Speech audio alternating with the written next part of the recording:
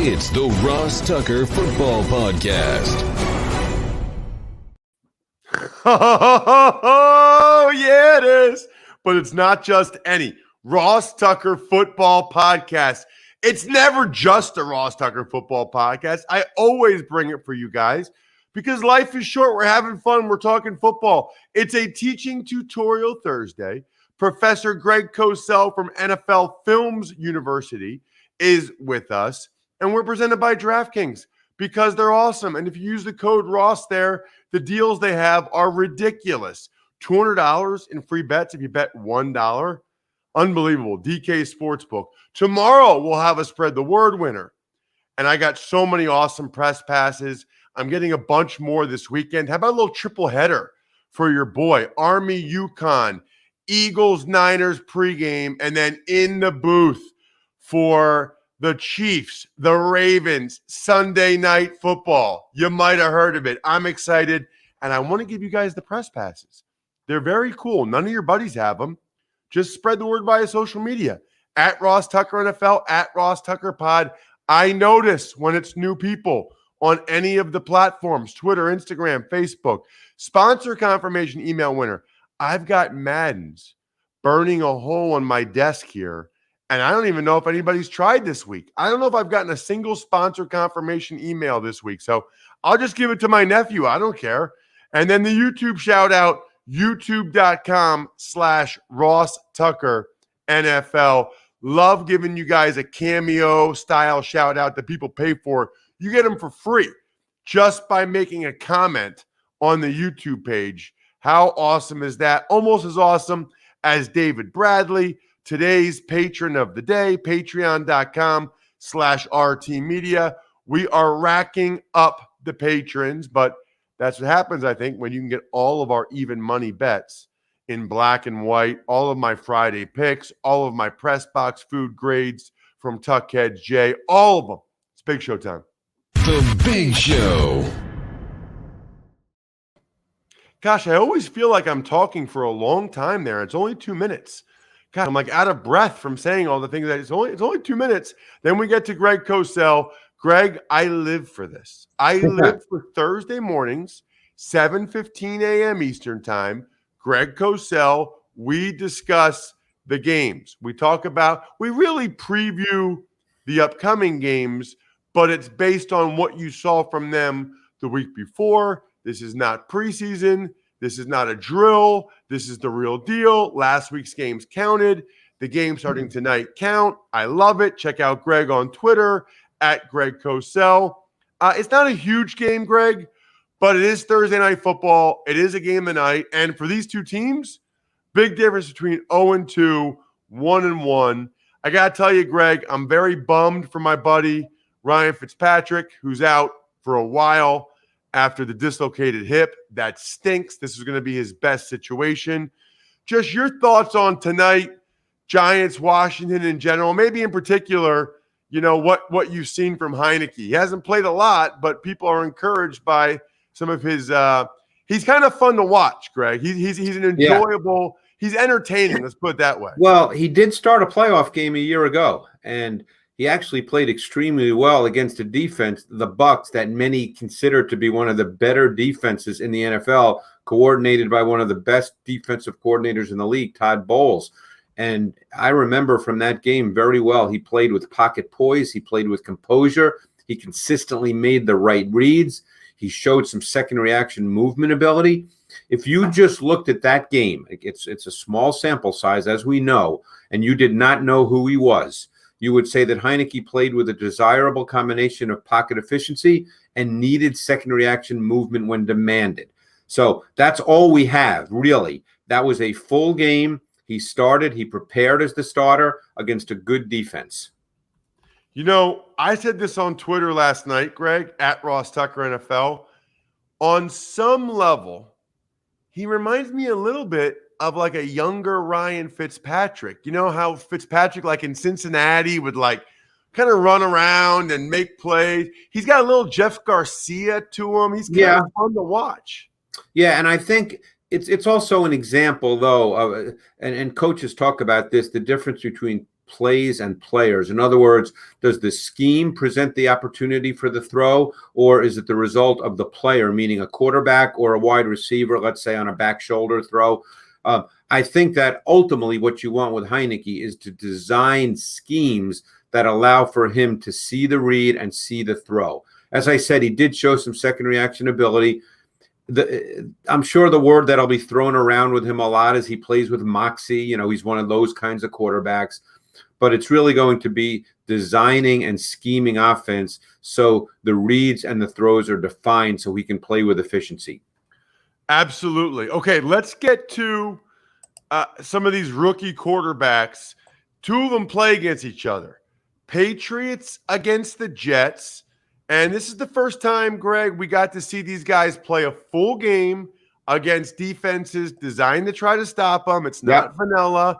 And the offenses did what they thought these guys could do best. So what did you see in particular from Zach Wilson and Mac Jones? Well, I thought they both played well. I thought Wilson was in a situation where the offensive line was a bit of a struggle. He was under duress for most of the first half and into the third quarter as well. And he had to be tough mentally in particular, because you know how it is when your quarterback's getting hit and he's on the ground a lot. It just takes its toll, obviously physically, but mentally as well. And I really thought Wilson stayed in the game. We know what he is. He's a twitchy athlete. He's got light feet. He's got a quick setup. He's very good with his delivery off movement. He's a natural thrower with a live, loose arm. And I thought all these traits started to show up. And there were a couple of plays in particular that I thought really showed some real positives. He actually hit Corey Davis on a 35-yarder, Ross, in the second quarter. And it was his first long yardage drop back of the game. It was second and long, in which the Panthers did not disguise their fronts and their coverage. And they just showed a conventional four-man front, and they just played cover three. And Wilson immediately recognized it, and he actually moved the underneath defender with a little bit of a shoulder roll in his eyes, and then hit Corey Davis behind that. And it was a veteran play. And it was just one play in the game. It was 35 yards, but I thought overall Wilson played well. Now, he had some snaps where he didn't see things, but to me, that's to be expected of a rookie quarterback in his first start. I don't view that as, oh my God, he can't play. That's to be expected. The one point you make that I think is really interesting, he had a really good O-line at BYU last year. Yes. They had a bunch of pros on that line. That makes a difference too. He's probably not used to getting beat up like he was on Sunday. He kept playing though, man. And I saw this morning already, Orlovsky posted a throw. He got crushed as he was thrown down the left sideline and made an awesome throw. Yeah, I know the throw you're talking about. He made a couple of big-time throws later in the game. Obviously, they made it a closer game, but I thought he really showed well. I mean, he was under duress an awful lot. And to stay in there, Ross, you know what that's like. When you're getting hit a lot, it's not only the physical toughness, but it's the mental toughness. I really thought, watching the TV copy, Greg, I really thought Mac Jones looked pretty good, but you're the one that actually analyzes it. Yeah, I watched the tape. I watched it in pretty good detail. He played against a defense that's very difficult to play against. You get a lot of different front looks. You get a lot of movement before the snap. You get a lot of disguised coverages. There were times where the Dolphins did not do that. Obviously, they don't do that on every single play, but they did more of it as the game progressed. And I thought that there's a natural poise and calmness to the way Jones plays. He looks comfortable. It's not too fast for him. What was really interesting to me, given that he wasn't under duress an awful lot at Alabama in 2020, is he trusts his protection. He delivers versus pressure without speeding up his mechanics. That's really, really important.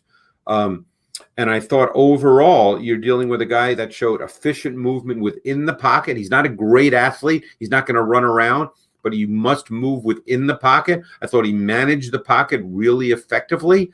I think he has an innate feel for what's pressure and what's not pressure in the NFL. And there's a big difference. You see a lot of these reports, people say, throws under pressure. And I don't know what they mean by that. Some of them say, well, if a defender's 2 yards away from a quarterback, that doesn't automatically mean he's under pressure, Ross. Bodies around a quarterback are not automatically pressure in the NFL. You know that. You played the offensive line. And I thought Jones had a very innate, intuitive feel for what's pressure and what's not pressure. You know, it's funny that you say that, Greg, because the next game I want to get to is the Eagles and the Niners. Yep. And obviously, I think Jalen Hurts played very well. He did. If I'm nitpicking, Greg, my one critique is there were multiple times where if he just stepped up in the pocket, he was still perfectly protected, but he's got a little bit of that instinct to back out and go to the right, back and to the right. Yeah. And he's good at it, and he's athletic, and he can get out there and either make a throw or throw it away. But the one thing I like when quarterbacks do is they realize, okay, there's some bodies around me, but a lot of times, Greg, you're good. Even if there's bodies around you, you're good if you step up. There's usually 3 guys up there blocking 2, and they're keeping it strong. And there was a couple times I thought, oh, Jalen, just step up, dude. So what did you see from him? And you made a great point, by the way, and I'll tell you exactly what I typed because you know I take really copious notes when I watch these games. But pressure is a relative term. Pressure is not quantitative, where it's just it's a number. You can't just say, oh, if there's someone 2 yards away, well, that's pressure. It's not like that. So here's what I wrote with. First of all, Hurts played extremely well. Let's put that out there. And by the way, the coaching staff did an unbelievably good job allowing him to settle into the game. They started with 2 bubble screens. Then the third play was an RPO concept, which is a 1-read throw. The fourth play was a zone read run. They let him settle into the game. And it was all throws where there was not going to be any pressure. But the point I made, because there always are plays where you have to have deeper drops in every game, and I made the point that one area he needs to continue to improve is trusting his protection. There were snaps in which a blitzer was accounted for, but the flash of pressure caused him to break down and move. And when I say the flash of pressure, it's not pressure, it's just the flash of an opposing jersey color. And every once in a while, the deeper drops do expose the tendency you spoke about, his tendency to break down in the pocket. And often the result of that is you leave some throws on the field. Now, these are things that they'll continue to work on. This game against the Falcons, because the Eagles' O-line and D-line in particular were so dominant, the game didn't play out where there were a lot of those kinds of plays. But those are the little things that coaches have to keep working on to get Hurts continuing to improve. Don't forget, it was his 5th NFL start. It's a really good point. What about the Niners on the other side and what the challenge will be for the Eagles defense? Well, the Eagles defense is played exceptionally well, and we're seeing a trend in the league, Ross, and the Eagles did it, and I'm sure that's a foundation of what Jonathan Gannon, their DC, will do. And I know you spoke with him during the preseason doing the games, but so many more teams are lining up with 5-man fronts, 5-man reduced fronts. That's become a big trend in the league. So if they do it in base, they put their Sam linebacker on the ball. Teams are doing it in nickel as well and lining up with 5 guys, to basically force one-on-one protection. But this 49ers offense is so much fun to watch because they marry the run game and the pass game about as well as anybody. That's Kyle Shanahan's thing. And as you know, he puts second-level defenders in such conflict when they have both a run and a pass coverage responsibility in zone, because their run game, their play-action run game, their run looks, and then the throws off of it look exactly the same. And it's very, very difficult for second-level defenders. Yeah, it's a great point. He does as good a job as anybody. I'll be very curious to watch that game. Also curious, Denver against the Jags. What did you see in particular, I guess? I'm curious about Trevor Lawrence. Yeah, I thought he played well too. I mean, what is it that you exactly don't want for your rookie quarterback in his first start? To drop back more than 50 times. That's absolutely what you don't want. The game demanded that happen. And again, He was under duress a good part of the game. This O-line, which has been together for, I think, 2-3 years, they're not very good in pass protection, Ross, and that's something they're going to have to address. But certainly they do not want him dropping back 50 times. But I thought just like Zach Wilson, he hung in there. He made some big-time throws from the pocket. His feet are a little lighter than people might think within the pocket. He made a 3rd and 17 throw to DJ Chark, which really said a lot about Trevor Lawrence. Now, he threw a couple of picks. The last pick was just bad. I only he could tell you what he saw. But the first two were not bad picks. It was just an inaccurate throw on the first one on the move. And the second one was against cover 2, which Lovie Smith played a ton of in this game. We know he's a cover 2 guy, probably played even more of it than usual because of the score. But that second pick, I just thought Lawrence did not think that corner would sink as deep as he did, because normally the corner in cover 2 does not sink that deep, retreat that far. But I thought Lawrence played well. Now, again, he's got some things to clean up. We're not saying they don't, just like Zach Wilson does. But overall, the mental and physical toughness both Wilson and Lawrence showed in difficult circumstances, I thought really shined through. Let's talk Rams and Colts. You got 2 new quarterbacks in new places. Stafford in LA, Wentz in Indy. What did you see from those guys? What are you thinking for this game? Well, let's start with Wentz. First of all, they couldn't run the ball well at all against Seattle. And Seattle's defense is totally different too. I'm sure we'll get to that at some point. And I thought Wentz was okay. I mean, it was an odd game for me with Wentz. I don't sense there's a rhythm to his game. I think he's an individual play type player. He still misses some throws with ball placement that he has to hit. He wasn't bad in this game. Even some completions, the ball location needs to be better to allow more run after catch. So he certainly was not bad, but I think they need their run game to be the starting point of their offense. Stafford, on the other hand, first of all, we all know he's a big-time thrower, one of the best in the league, has been for years. He's now in an offense that I think really plays well to what he is. That long touchdown he hit on his second throw to Jefferson, that's exactly what Sean McVay wants. Sean McVay wants to have the ability off his normal play-action pass game at the intermediate level. He wants to have the ability to add the deeper balls off that, particularly play-action boot. And on that play, Stafford booted left. And he didn't really have that with Goff. Goff does not have that kind of arm. It's why they have Deshaun Jackson. It's why they drafted Tutu Atwell. Now, obviously, this one was to Jefferson, but this is an element of their offense that they really want to have that I don't believe they felt they had with Jared Goff. Yeah, I think you're right about that. What about the game I'm going to be calling, Greg? It's Sunday Night Football. It's the Chiefs and the Ravens. Anything interest you or jump out about the Chiefs or the Ravens offensively or defensively? Well, we know what the Chiefs are. I don't think we need to spend a lot of time right now talking about the Chiefs offense. We know what they are. We know Mahomes is great, and we know they've got weapons with Kelsey and Hill. And I think you're going to see some of these other receivers emerge. They might not be volume targets, but I think Byron Pringle's a very interesting player. The key thing is, I think, offensively for the Ravens, what they're going to look like this season, because we know they've been built for these last couple of years on the run game with the quarterback as the foundation of the run game. They're the only team in the NFL whose offense is built like that. In this game on Monday night, Lamar had 35 throws. I don't know if they want to do that in a normal game. And I'm very anxious to see the development of the passing game, which is not just Lamar, it's the passing game as a whole. They also had some really nice concepts, too, against zone, some really strong cover 3 type beaters. They did some good things.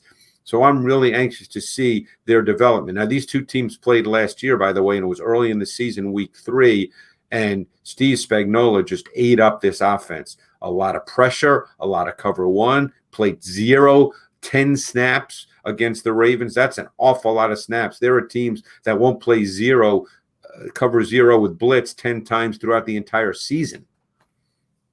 Yeah, boy, that's a good point. I'll be curious to see that. It does seem like a lot of throws for Lamar Jackson. The last one I wanted to ask you about, Greg, because they stood out for different reasons. The Titans and the Seahawks. Yeah. Titans not real good. Seahawks got off to a good start. Well, Seahawks offense is totally different because Shane Waldron's the OC and he came from the Rams. So there's a ton of new principles, which I think will really help Russell Wilson. You can see the jet sweep action. You can see the conventional play action, the play action boot. I think it will define reads and throws quicker. That's what this offense does. And it wouldn't surprise me if you see Wilson appear to be a more structured, disciplined player and run less. That would not surprise me. On the other side, the Titans came out and they played Titans football. They just couldn't run the ball. Their O-line just got manhandled. But they came out and do what they do every game. They gave it to Henry out of base personnel groupings. They just couldn't run the ball. And their defense was not very good, so all of a sudden they were down. So the game got away from them, and they could no longer play Titans football. But we know what they want to be. They just could not execute it this past week. Interesting. Okay. Yeah, they really struggled up. I mean, Chandler Jones, 5 sacks.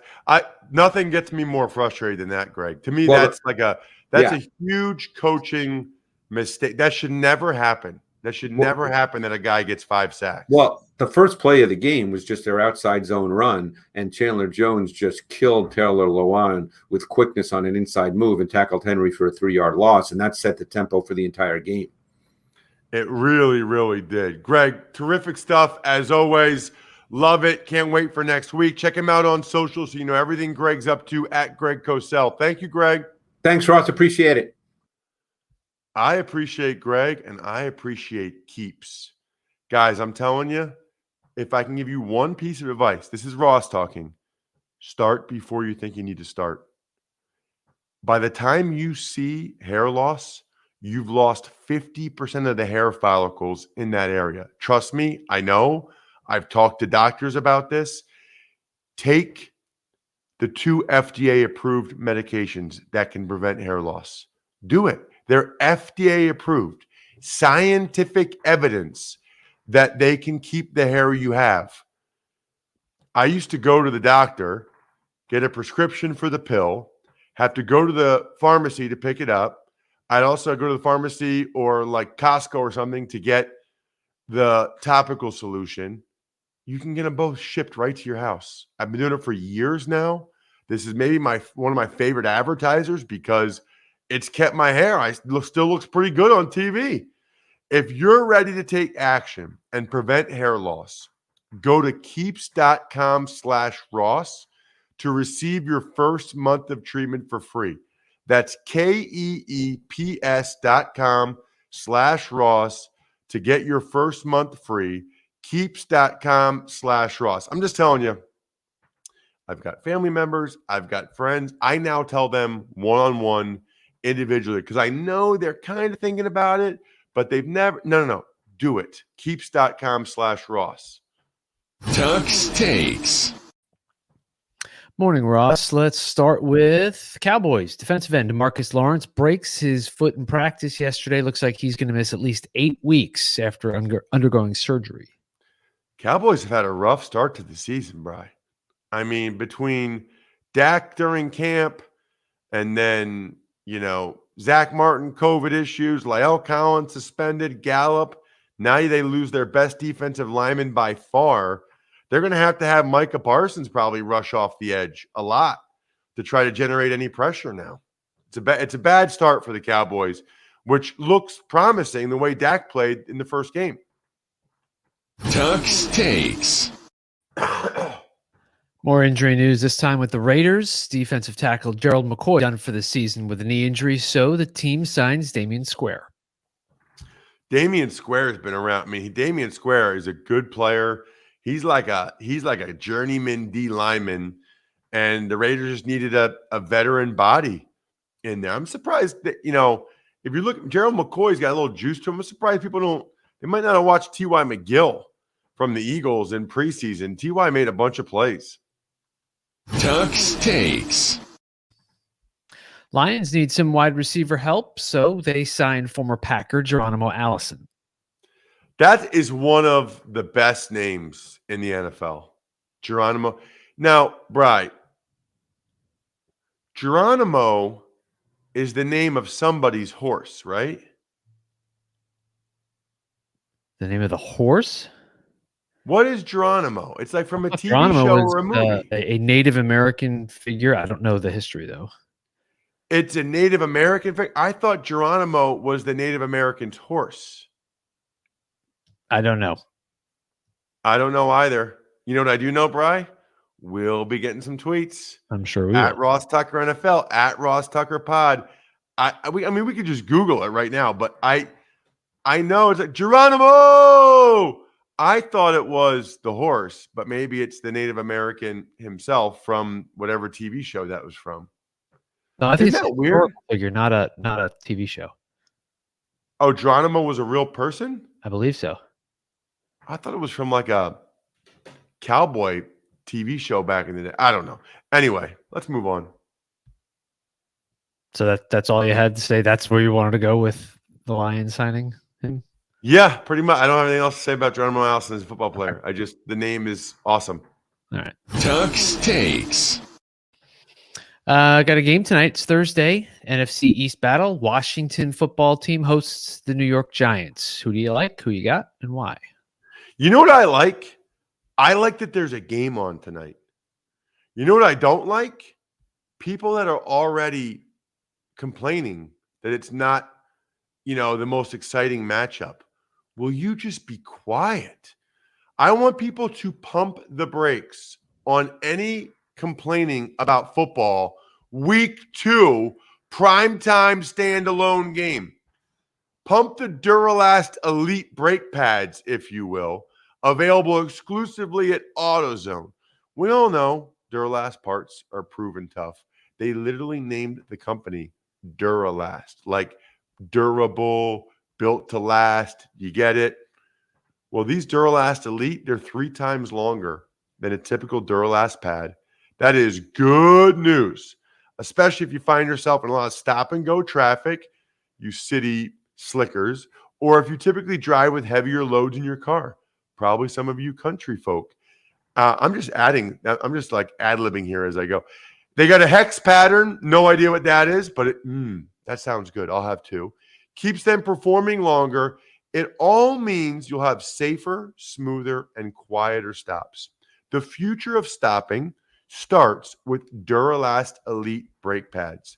Only at AutoZone. Only at AutoZone. So stop complaining that there's a game tonight, please. Toss-up game, Bri.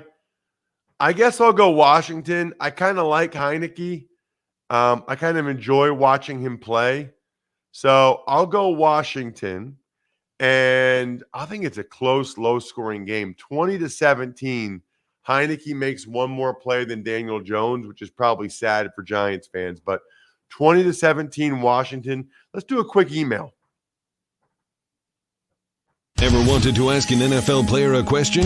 Well, here's your chance. It's time to Ask Ross. Email address is ross@rosstucker.com. And here's the deal. I'm really low on emails. So when you send me a sponsor confirmation, any of them, Keeps, Duralast, AutoZone, whatever, LinkedIn, Pixwise, when you send me any sponsor confirmation, go ahead and ask me a question because we're really low on questions. I think this might be my last one. Maybe I've got one more. ross@rosstucker.com. So you could win a Madden and ask me a question that I answer right here on the show. All right. Today's question from Scotty from Colorado Springs, who finally just joined up with Tuckheads. Looking forward to getting those even money picks. His question, Dan Patrick has the incomparable booker Fritzy to do his show's booking. Ross, how do you book your guests? Who books your guests and the process around that and confirming times and stuff like that? Again, that's from Scotty. You know, Scotty, we are still a small mom and pop operation. And by mom and pop, I mean Ross and Brian. So I book the guests and I book the guests by texting them usually. Or if I don't have their cell phone number, I'll try to DM them on Twitter. But that's it. I think of people that I'd like to bring on. I text Ryan Fitzpatrick or I text Juszczyk or whoever and bring them on. That's one area I think we can probably improve, get, bigger name guests. But I like people that I know are going to say things, people I know personally, and that they'll say things I think are interesting more than just trying to go for the best names. You guys can tell me if you'd just rather have bigger names. I just like people that I know personally enough that I know they're going to say something that's somewhat interesting. Shout outs: Pizza Boy Brewing, Sporticulture, Vision Comics with an X, HumanHeadNYC.com, SteakhouseSports.com. Absolutely check out the Feast, Even Money College Draft. And tomorrow I will recap Thursday Night Football and give you all of my picks for every game, week number 2 in the National Football League. I think we're done here. Thanks for listening to the Ross Tucker Football Podcast. Make sure to also subscribe to the Fantasy Feast, Even Money, Business of Sports, and College Draft. All available at Apple Podcasts, rosstucker.com, or wherever podcasts can be found. A lot of times on the show, I mentioned DraftKings. Here's what you need to know. You got to be 21 or older, New Jersey, Indiana, or Pennsylvania only. New customers only. Restrictions apply. See DraftKings.com/sportsbook for details. Gambling problem, call 1-800-GAMBLER, or in Indiana, 1-800-9-WITH-IT. By the way, if what I was talking about included a deposit bonus, doesn't always, sometimes it does. Deposit bonus requires 25 times playthrough, and deposit bonuses are paid out in site credit.